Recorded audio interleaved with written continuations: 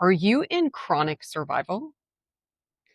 Here are the top signs that you are living your life in chronic survival mode and why it's important to know.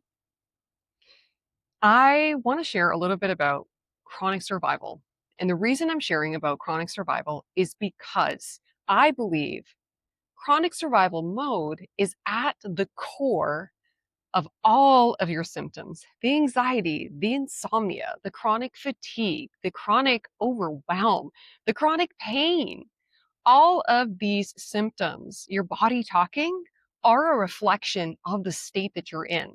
And it sounds like you're in a chronic state of survival and it's making you sick. So, here are some of the top things that I see that help me know where someone is on this spectrum of survival. Now, I want to share from this place of awareness and compassion. We're not here to judge, we're not here to figure it out or fix anything. We're here to build awareness. I want you to know where you are operating from because it's going to make a big difference on your healing journey. So, some of the really obvious signs of chronic survival mode include the following.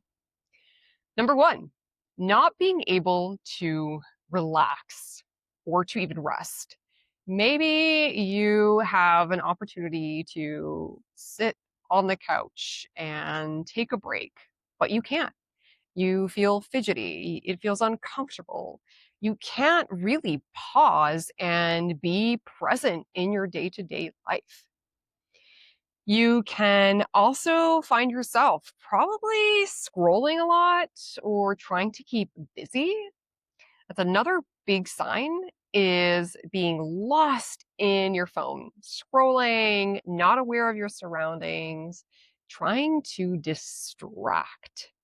You are either scrolling on your phone, or maybe you have a series going and then you're watching your screen at the same time. All of this points to this reflection of your state. It's saying, I'm overwhelmed. I can't be in here. So I need to numb out. I need to shut off my brain and just distract. What are we distracting from? Well, typically it's a feeling. It might be an emotion that feels uncomfortable. It may be a situation you don't want to face. Or it may be a sensation in your body that feels really uncomfortable to sit with. And maybe you haven't built the capacity to be with any of it. Now, rest itself might feel dangerous.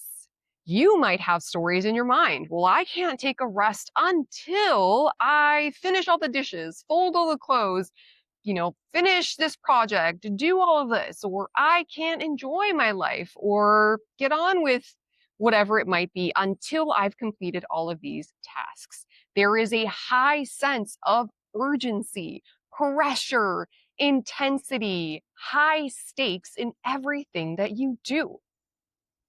Another sign would be where small stressors, like the littlest of things, right? Maybe you are late for something or you're running 5 to 10 minutes late and it feels like the biggest deal, like you are beyond overwhelmed. Or maybe you're in the kitchen and you're trying to make dinner and you've got one kid yelling at you, another kid trying to ask you for something, and it all feels like too much.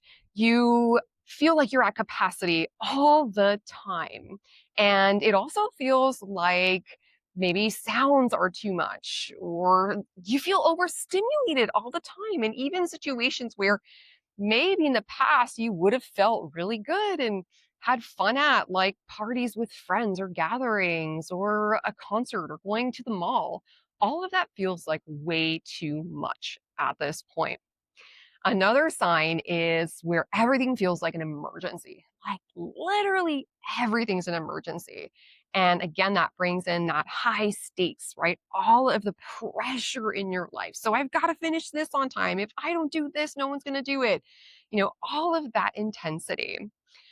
Another sign is constantly trying to fix yourself or fix something. You're the fixer. You have to solve every problem.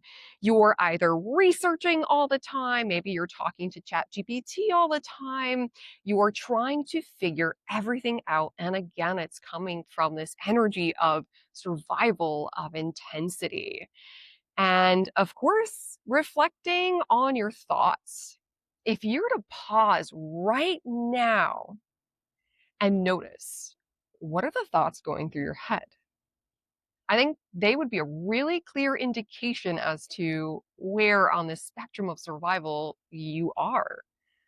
They're either going to reflect that you are in survival or you're in safety, or at least somewhere in between.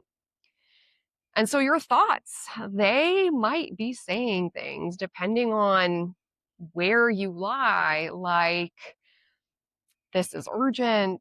I have to do this. Everyone relies on me. It's all up to me. There's that kind of sympathetic energy. It may be thoughts like, it's not fair. There's no hope for me. I'm not going to make it. I have to make it. I have to do this or else.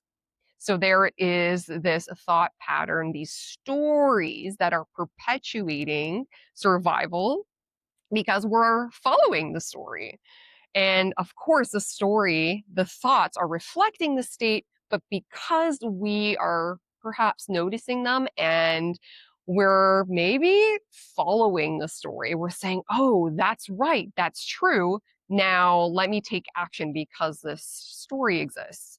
So all of the thoughts, just noticing that with awareness. It's not a failure. It's not, doesn't mean that you are, broken by any means. Your thoughts are reflecting your state. Of course, another really solid sign that you're in chronic survival is your body talking as well. So maybe you're getting, the headaches, the constant body tension, because guess what? You're bracing all the time. Maybe you're clenching your jaw and you're getting these tension headaches, the migraines. Maybe you're not sleeping well because your brain just won't shut off. And why won't your brain shut off? Because it's saying, we're in danger. We're not sleeping. There's no time to sleep. We have to stay awake. We have to be alert. So there's that hypervigilance. So if you're in that state where you're in chronic survival, your body is typically going to express it. Your physiology will make it known. And again, it could be a variety of symptoms. Could be anxiety, could be overwhelm, could be panic, could be shallow breathing, could be bracing, could be your shoulders to your ears, it could be your body. If you were to pause right now in this moment and really notice, are my shoulders really tight? Are my fists clenched? Are my legs kind of, tight and filled with tension? Or am I noticing the tension in my neck where you're really staring at something with tunnel vision? All of these are pointing to this reflection of survival. Now, another sign again is constantly scanning for danger. So if you find yourself always looking around like something's going to happen to you, that there is a immediate threat in your environment and you're scanning because it's danger, because you need to be on guard, because you can't relax. Maybe you're out with your family and you're enjoying dinner, but you're constantly scanning for danger. All of this points to a system that is in chronic survival. And that survival mode is not your fault. It's not something to judge. I want to say that again. If you answered yes to all these questions and things are resonating, even if it was just a few of them, you need to know that it's not your fault that you're in chronic survival. It's biology. Survival showed up to meet needs, to keep you alive, to keep you going. It served a purpose initially. But somewhere along the line, because you were exposed to chronic stress or maybe trauma or loss or injury or whatever it was, a multitude of things, too much for too long, you adapted and survival became your new normal. We're not judging it. We're just witnessing. We're aware now. And the beauty about this awareness and acceptance that you are in chronic survival is that once you know, you can shift your focus and start to bring in safety. Safety is the antidote, so to speak. When we can cultivate safety, survival starts to shift. We come back into a more regulated state. We are able to be present, engaged in life with people. Our body doesn't have to talk so much. We don't need to distract. We can stop the fixing. We have permission to be here now. And it all starts with this awareness. Now, if you showed up here today and you weren't even sure what survival looked like, I hope that you got a glimpse. But more than anything, I want you to know that this awareness piece, just being aware and acknowledging, I am in chronic survival. That is a massive step, a huge step forward. And then adding to that, what I'm experiencing, my thoughts, my physiology, the symptoms, even the emotion are reflecting this chronic survival state. And all states can change. Yes, even chronic survival. And even if you've been in chronic survival for the majority of your life, because I know I was, and the majority of people I work with have been, please know you are not too far gone, that we can cultivate safety right here where you're at. And it starts with that awareness.